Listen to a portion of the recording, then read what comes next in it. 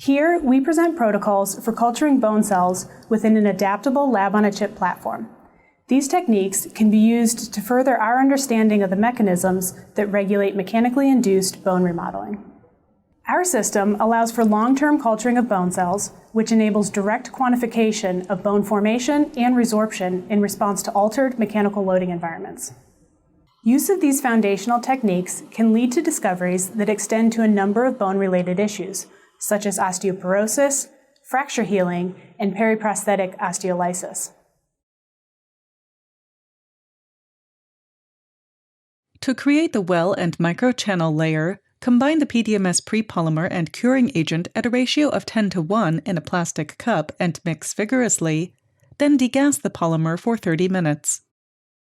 Slowly pour the mixture over the appropriate pre-leveled mask, let it sit for 30 minutes, and bake it at 45 degrees Celsius for 18 hours.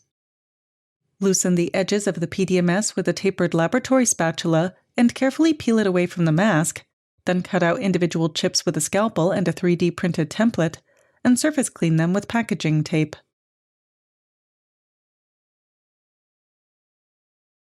To make the PDMS membrane layer, repeat the previous steps for mixing, pouring, and baking the PDMS.